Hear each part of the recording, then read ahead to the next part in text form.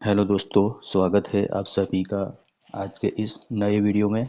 आज के वीडियो में हम देखेंगे कि इन्वेस्टमेंट शुरू करने से पहले कौन सी बातों का ध्यान रखना चाहिए और साथ में मेरा पोर्टफोलियो और आईपीओ अलॉटमेंट मिला या ना मिला वो भी देखेंगे। सबसे पहले हम देख लेते हैं आईपीओ का अलॉटमेंट मिला है या नहीं। मैंने ललिता ज्वेलर्स में अप्लाई किया था और मेरे को आईपीओ अलॉट नहीं हुआ, ये देख सकते हैं आप, नॉट अलॉटेड।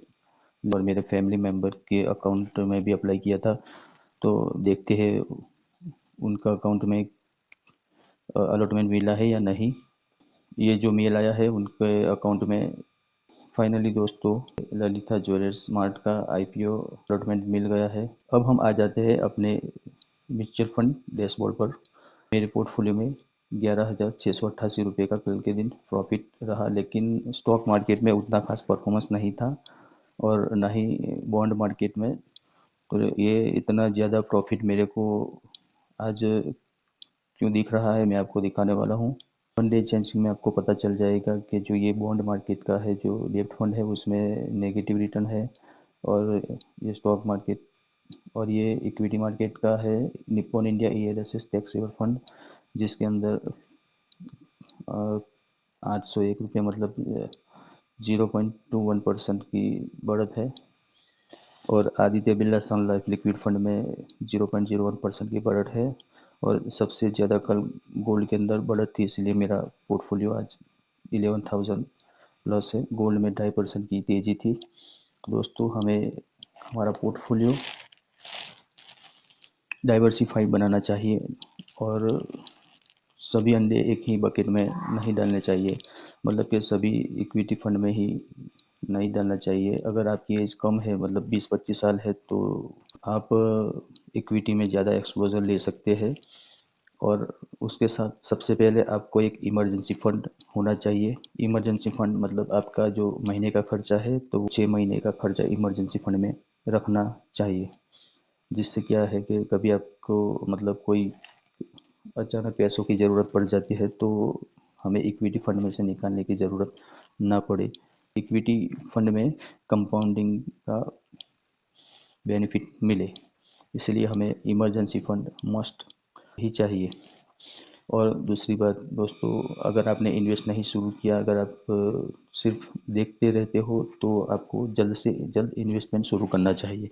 आजकल मैं बहुत से लोगों को देखता हूँ कि इन्वेस्टमेंट शुरू करने के लिए बहुत सारे लोगों से मिलते हैं, बहुत अलग अलग वीडियोस देखते हैं और फिर सोते ही रह जाते हैं। तो दोस्तों, ऐसा नहीं करना है। इन्वेस्टमेंट शुरू करने से पहले सबसे पहले आपको पहला स्टेप ये लेना है कि आपको इमरजेंसी फंड बनाना है। उसके बाद आप एसआईपी चालू करें इक्विटी में, फिर धीरे धीरे उसमें इन्वेस्टमेंट बढ़ाए, थोड़ा गोल्ड में डाले, थोड़ा डेट में डाले।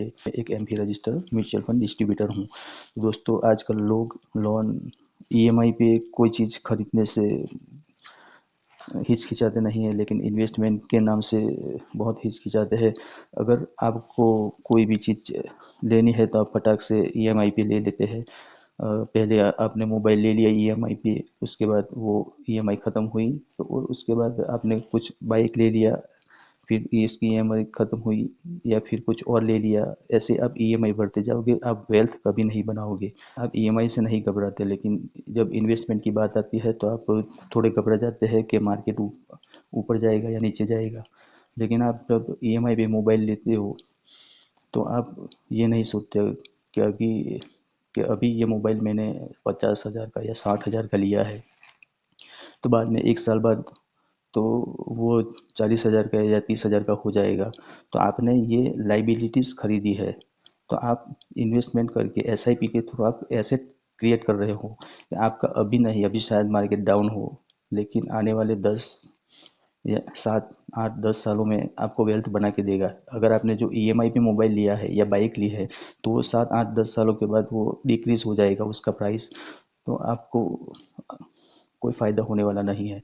मैं ये नहीं कहता कि आप मोबाइल ना लें, बाइक ना लें, लेकिन पहले सोचें कि क्या वाक़ई आपको मोबाइल की ज़रूरत है और कौन से मोबाइल की ज़रूरत है। आपको महँगे सस्ते वाले फ़ोन से काम चल जाएगा, तो महँगा वाला नहीं लेना है। जो बचा पैसा है उसको आप इन्वेस्ट कर दें, ताकि आने वाले सालों में आपकी वेल्थ क्रिएट हो सके। तो हो सके तो आप ईएमआई को कम कीजिए, इन्वेस्टमेंट को बढ़ाइए। वीडियो अच्छा लगे तो लाइक कीजिए, दोस्तों के साथ शेयर कीजिए, चैनल को सब्सक्राइब कीजिए। और हाँ, वीडियो कैसा लगा कमेंट में ज़रूर बताएं। और आपको इन्वेस्टमेंट के रिलेटेड कोई भी इश्यू हो तो आप मुझे कमेंट कर सकते हैं। आपको भी मेरे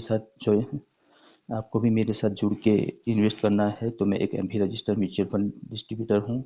आप मुझसे जुड़ के भी इन्वेस्ट शुरू कर सकते हैं। धन्यवाद।